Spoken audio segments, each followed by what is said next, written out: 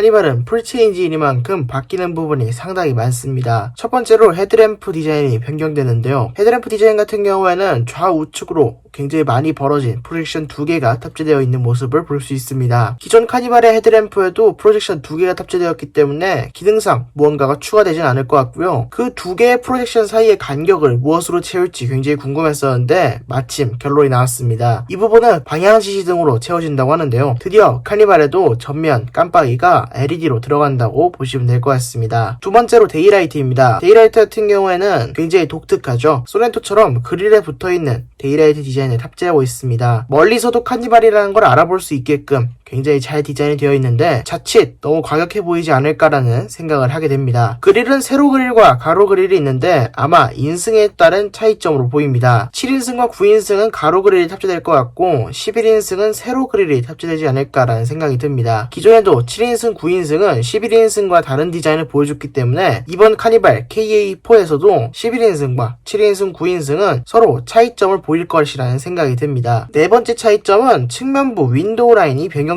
아시다시피 SUV처럼 각지게 윈도우 라인이 변경된다고 말씀을 드렸었죠. 대형 SUV가 인기인 만큼 카니발 같은 MPV도 SUV처럼 보이려고 일부러 문짝을 약간 각지게 깎은 듯한 느낌이 드는 것 같습니다. 그리고 카니발을 타시는 많은 분들이 아쉬워했던 부분이 카니발은 슬라이딩 도어가 탑재되는데 이 슬라이딩 도어의 레일이 너무 잘 보인다는 점이었습니다. 그래서 윈도우 라인으로 넣어주길 바랬는데 아쉽게 카니발 같은 경우에는 윈도우 라인을 넣지 않고 차체에 홈을 파서 슬라이딩 도어 레일을 만들어 놓은 모습을 볼 수 있습니다. 다섯 번째 차이점은 후면부 디자인입니다. 테일램프 디자인이 변경되고 카니발 중 최초로 좌우 연결식 테일램프가 탑재되고 있는 것을 볼 수 있습니다. 기아차에서는 좌우로 연결하더라도 꼭 점선으로 연결하곤 했는데 이번 카니발 KA4 같은 경우에는 점선 테일램프를 적용하지 않고 그냥 좌우가 일직선으로 연결되는 테일램프가 적용될 것으로 보입니다. 기존에 개인적으로 점선 테일램프가 너무 난잡해 보이고 조금 조잡스러워 보인다는 점에서 개인적으로 약간 아쉬웠기 때문에 이번 카니발에서 좌우가 실선으로 연결되는 점은 상당히 좋게 보입니다. 여섯 번째 차이점은 실내 센터 페시아입니다. 실내 센터 페시아는 좌우 연결식 디스플레이가 탑재되는데요. 현대차의 아반떼, 그랜저처럼 좌우가 쭉 연결된다고 생각하시면 될 것 같습니다. K5나 소렌토 같은 타입이 아니고 그랜저나 아반떼 같은 타입이라고 보는 게 가장 정확할 것 같고요. 내비게이션과 계기판은 둘 다 12.3인치 디스플레이가 장착될 것으로 보입니다. 그리고 변속 조작 레버 역시도 달라지는데요. 당연히 현대자동차처럼 버튼식이 아니고 기아차의 방식인 다이얼식 변속기가 적용될 것으로 보입니다. 다이얼식 변속기가 적용되면서 패들 시프트 역시도 스티어링 뒤에 위치하고 있는 것을 볼 수 있습니다. 일곱 번째 사실은 기존과 시트 배열이 같다는 점입니다. 2세대 카니발에서 333 배열로 카니발 9인승을 만들었었기 때문에 4열로 만든 카니발 9인승은 사실상 6인승이라는 점에서 많은 분들이 아쉬워하곤 했는데요. 아무래도 승용 느낌을 주기 위해서 어쩔 수 없었던 만큼 이번 카니발 역시도 1열 좌석이 벤치 시트가 아닌 걸 봐서는 9인승과 11인승, 7인승 시트 배열 역시 모두 동일할 것으로 보입니다. 승용 느낌을 원하는 분들이 굉장히 많기 때문에 이런 식으로 디자인된 것 같습니다. 또한 2열 통풍 시트는 기존 연식 변경 모델과 동일하게 9인승에 적용될 것으로 보이고요. 7인승 뒷좌석 열선 시트가 제공될지 여부는 미정입니다. 기존 7인승은 시트 열선이 제공되지 않았는데 이번 카니발 풀체인지에서는 어떤 식으로 뒷좌석 열선을 제공해줄지 제공해주지 않을지 궁금해집니다. 여덟 번째 차이점은 3세대 플랫폼이 적용된다는 점입니다. 3세대 플랫폼이 적용되면서 차량의 충돌 안정성이 조금 더 높아질 것으로 예상하고요. 또한 3세대 플랫폼이 적용되는 만큼 차량의 무게중심이 훨씬 낮아질 거고 주행 안전성과 각종 주행감에서 훨씬 더 좋은 점수를 받을 수 있을 것이란 생각이 듭니다. 아홉 번째는 파워트레인입니다. 파워트레인은 2.2L 디젤과 8단 자동으로 디젤 엔진은 기존 파워트레인과 동일합니다. 그리고 3.5L GDI 엔진에 8단 자동을 물린 파워트레인이 신설되는데요. 기존에는 3.3L였는데 200cc가 올라갔다고 볼 수 있습니다. 200cc가 올라갔으니 이만큼 출력이 조금 더 좋아질 것 같다는 생각이 들고요. 세금 역시도 조금 오를 것 같다는 생각이 듭니다. LPI 엔진과 하이브리드 엔진은 기다리시는 분이 굉장히 많겠지만 역시 미정된 사양이고요. 그 중에서도 AWD 모델도 미정입니다. 그리고 AWD와 하이브리드는 테스트카는 존재하고 아직도 여러 곳에서 테스트를 거치고 있지만